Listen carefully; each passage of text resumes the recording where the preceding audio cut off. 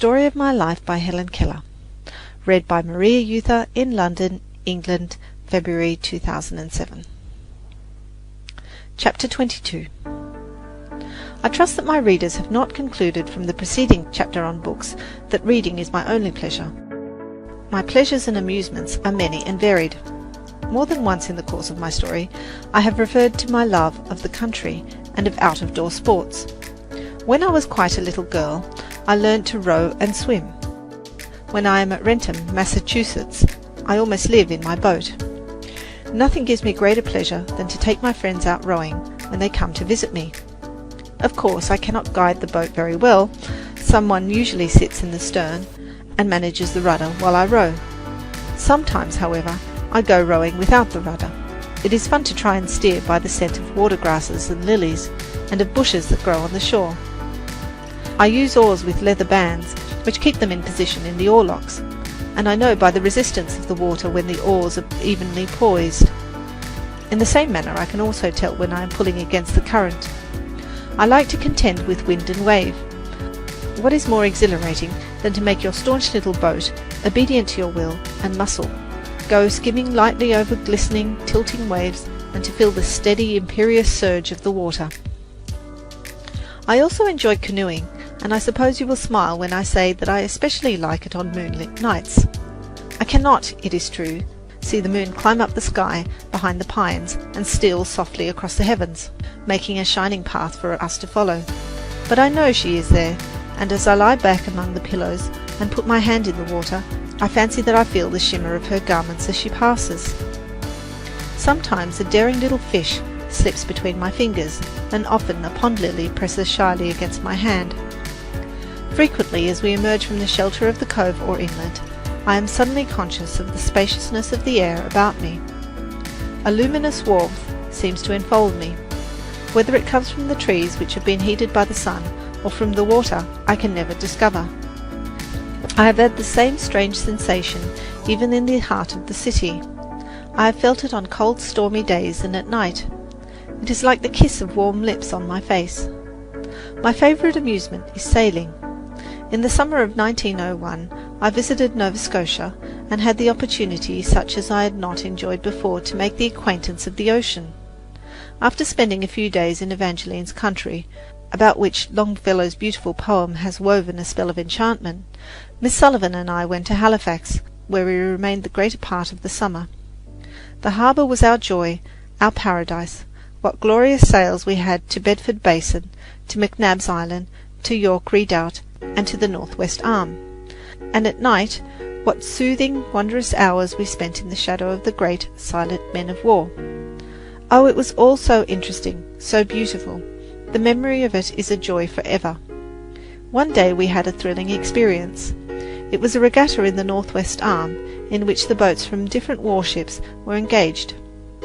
We went in a sailboat along with many others to watch the races. Hundreds of little sailboats swung to and fro close by, and the sea was calm. When the races were over, and when we turned our faces homeward, one of the party noticed a black cloud drifting in from the sea, which grew and spread and thickened until it covered the whole sky. The wind rose, and the waves chopped angrily at unseen barriers. Our little boat confronted the gale fearlessly. With sails spread and ropes taut, she seemed to sit upon the wind. Now she swelled in the billows, now she sprang upward on a gigantic wave, only to be driven down with angry howl and hiss. Down came the mainsail. Tacking and jibbing, we wrestled with opposing winds that drove us from side to side with impetuous fury. Our hearts beat fast, and our hands trembled with excitement, not fear, for we had the hearts of Vikings, and we knew that our skipper was master of the situation. He had steered through many a storm, with firm hand and sea-wise eye. As they passed us, the large craft and the gunboats in the harbour saluted, and the seamen shouted applause for the master of the only little sailboat that ventured out into the storm. At last, cold, hungry, and weary, we reached our pier. Last summer, I spent in one of the loveliest nooks of one of the most charming villages in New England. Rentham, Massachusetts, is associated with nearly all of my joys and sorrows. For many years, Red Farm, by King Philip's Pond, the home of J.E. Chamberlain and his family, was my home. I remember with deepest gratitude the kindness of these dear friends and the happy days I spent with them. The sweet companionship of their children meant much to me. I joined in all their sports and rambles through the woods and frolics in the water. The prattle of the little ones and their pleasure in the stories I told them of elf and gnome, of hero and wily bear, are pleasant things to remember. Mr. Chamberlain initiated me into the mysteries of tree and wildflower, until, with the little ear of love, I heard the flow of sap in the oak, and saw the sun glint from leaf to leaf. Thus it is that, even as the roots, shut in the darksome earth, share in the tree-tops' joyance, and conceive of sunshine and wide air and winged things, by sympathy of nature, so do I, gave evidence of things unseen.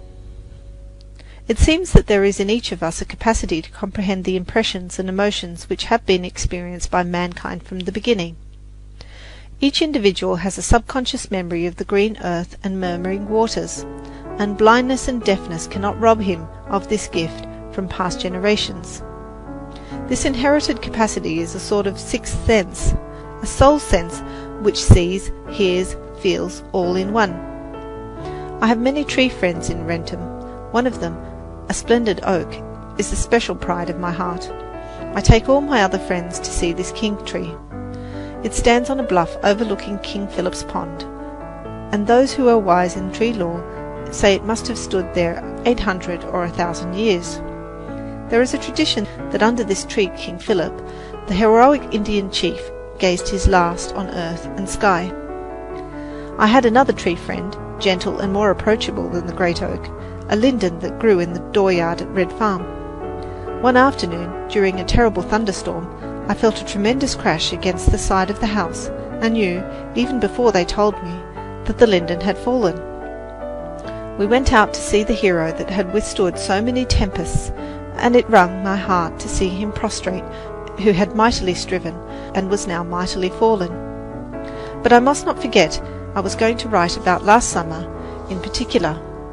As soon as my examinations were over, Miss Sullivan and I hastened to this green nook, where we have a little cottage on one of the 3 lakes for which Wrentham is famous. Here the long sunny days were mine, and all thoughts of work and college and the noisy city were thrust into the background. In Wrentham we caught echoes of what was happening in the world: war, alliance, social conflict. We heard of the cruel, unnecessary fighting in the faraway Pacific, and learnt of the struggles going on between capital and labour. We knew that beyond the border of our Eden men were making history by the sweat of their brows, when they might better make a holiday. But we little heeded these things. These things would pass away. Here were lakes and woods, and broad daisy-starred fields and sweet-breathed meadows, and they shall endure forever. People who think that all sensations reach us through the eye and ear have expressed surprise that I should notice any difference, except possibly the absence of pavements between walking in city streets and in country roads. They forget that my whole body is alive to the conditions about me. The rumble and roar of the city smite the nerves of my face, and I feel the ceaseless tramp of an unseen multitude, and the dissonant tumult frets my spirit. The grinding of heavy wagons on hard pavements and the monotonous clangour of machinery are all the more torturing to the nerves if one's attention is not diverted by the panorama that is always present in the noisy streets to people who can see. In the country one sees only nature's fair works, and one's soul is not saddened by the cruel struggle for mere existence that goes on in the crowded city. Several times I have visited the narrow, dirty streets where the poor live, and I grow hot and indignant to think that good people should be content to live in fine houses and become strong and beautiful, while others are condemned to live in hideous, sunless tenements and grow ugly, withered and cringing. The children who crowd these grimy alleys, half-clad and underfed, shrink away from your outstretched hand as if from a blow. Dear little creatures, they crouch in my heart and haunt me with a constant sense of pain. There are men and women, too, all gnarled and bent out of shape. I have felt their hard, rough hands, and realized what an endless struggle their existence must be. No more than a series of scrimmages, thwarted attempts to do something. Their life seems an immense disparity between effort and opportunity, The sun and the air are God's free gifts to all, we say. But are they so? In yonder city's dingy alleys the sun shines not, and the air is foul. O man, how dost thou forget and obstruct thy brother man, and say, Give us this day our daily bread, when he has none? O would that men would leave the city, its splendour and its tumult and its gold, and return to wood and field and simple, honest living. Then would their children grow stately as noble trees, and their thoughts sweet and pure as wayside flowers. It is impossible not to think of all of this when I return to the country after a year of work in town. What a joy it is to feel the soft springy earth under my feet once more, to follow grassy roads that lead to ferny brooks where I can bathe my fingers in a cataract of rippling notes, or to clamber over a stone wall into green fields that tumble and roll and climb in riotous gladness. Next to a leisurely walk, I enjoy a spin on my tandem bicycle. It is splendid to feel the wind blowing on my face and the springy motion of my iron steed. The rapid rush through the air gives me a delicious sense of strength and buoyancy, and the exercise makes my pulses dance and my heart sing. Whenever it is possible, my dog accompanies me on a walk, or ride, or sail. I have had many dog friends, huge mastiffs, soft-eyed spaniels, wood-wise setters, and honest, homely bull-terriers. At present the lord of my affections is one of these bull-terriers. He has a long pedigree, a crooked tail, and the drollest phiz in dogdom.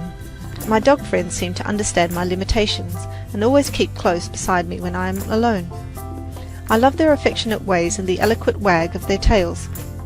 When a rainy day keeps me indoors, I amuse myself after the manner of other girls. I like to knit and crochet. I read in the happy-go-lucky way I love. Here and there a line, or perhaps I play a game of two of checkers or chess with a friend.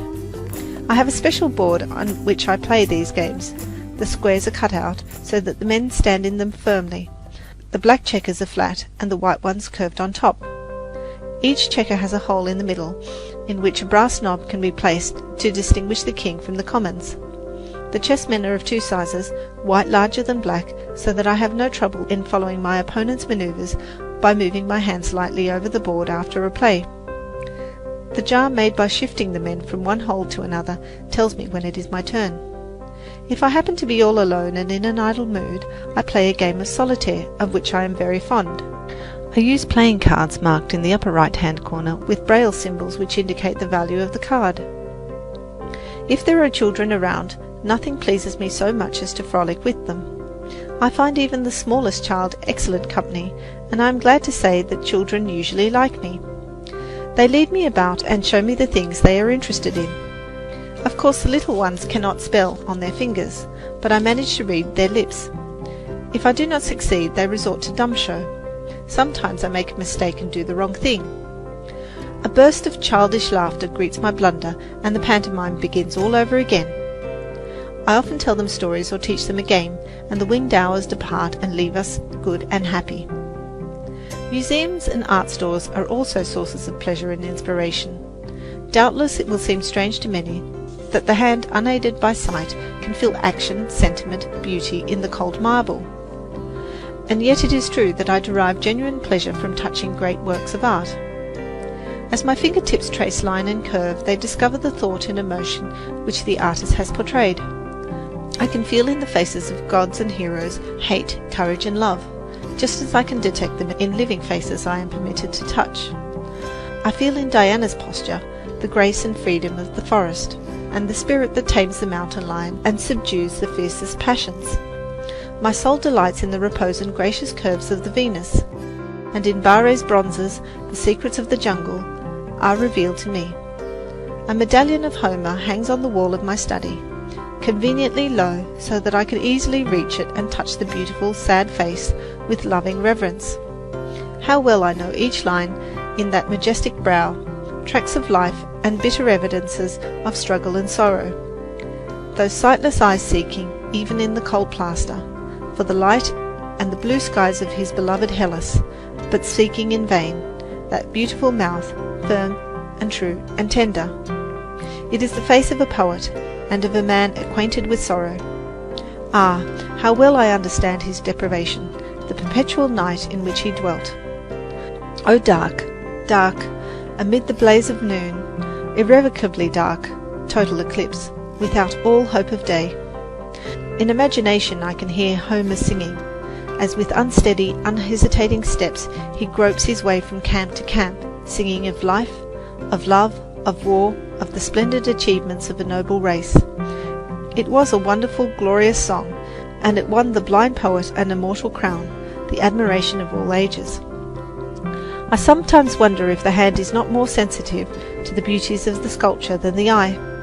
I should think the wonderful rhythmical flow of lines and curves could be more subtly felt than seen. Be this as it may, I know that I can feel the heartthrobs of the ancient Greeks in their marble gods and goddesses. Another pleasure, which comes more rarely than the others, is going to the theatre. I enjoy having a play described to me while it is being acted on stage, far more than reading it, because it seems as if I were living in the midst of stirring events. It has been my privilege to meet a few great actors and actresses who have the power of so bewitching you that you forget time and place and live again in the romantic past.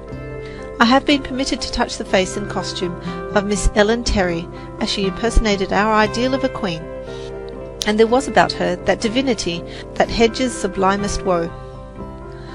Beside her stood Sir Henry Irving, wearing the symbols of kinship, and there was a majesty of intellect in his every gesture and attitude, and the royalty that subdues and overcomes in every line of his sensitive face.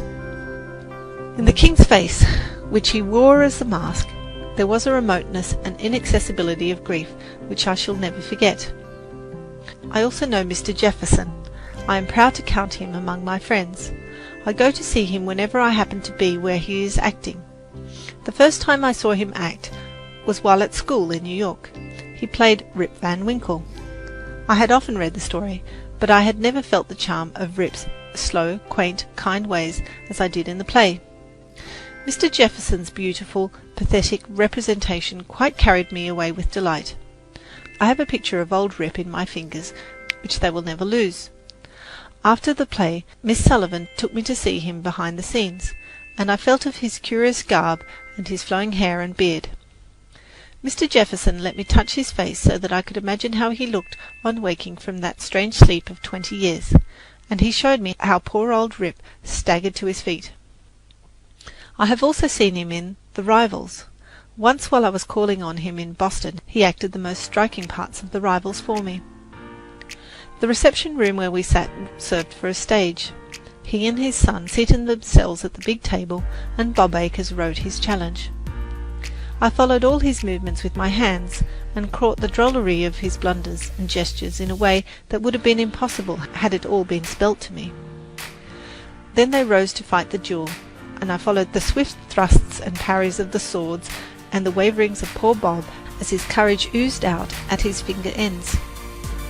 Then the great actor gave his coat a hitch and his mouth a twitch, and in an instant I was in the village of Falling Water and felt Schneider's shaggy head against my knee.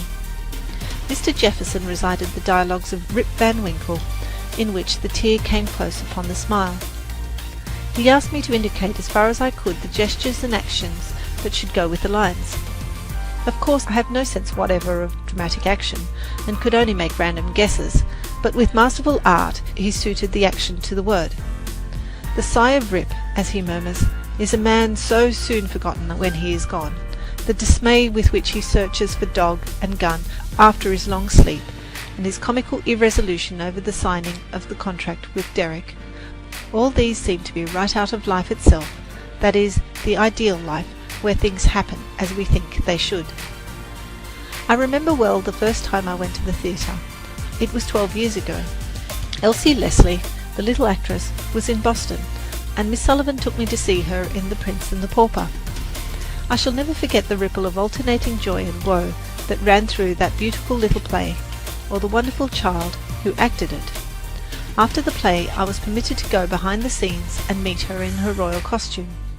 It would have been hard to find a lovelier or more lovable child than Elsie, as she stood with a cloud of golden hair floating over her shoulders, smiling brightly, showing no signs of shyness or fatigue, though she had been playing to an immense audience. I was only just learning to speak, and had previously repeated her name until I could say it perfectly. Imagine my delight when she understood the few words I spoke to her, and without hesitation stretched her hand to greet me. Is it not true then that my life, with all its limitations, touches at many points the life of the world beautiful? Everything has its wonders, even darkness and silence, and I learn, whatever state I may be in, therein to be content. Sometimes, it is true, a sense of isolation enfolds me like a cold mist, as I sit alone and wait at life's shut gate. Beyond there is light, and music, and sweet companionship, but I may not enter. Fate, silent, pitiless, bars the way. Fain would I question his imperious decree, for my heart is still undisciplined and passionate. But my tongue will not utter the bitter, futile words that rise to my lips, and they fall back into my heart like unshed tears. Silence sits immense upon my soul.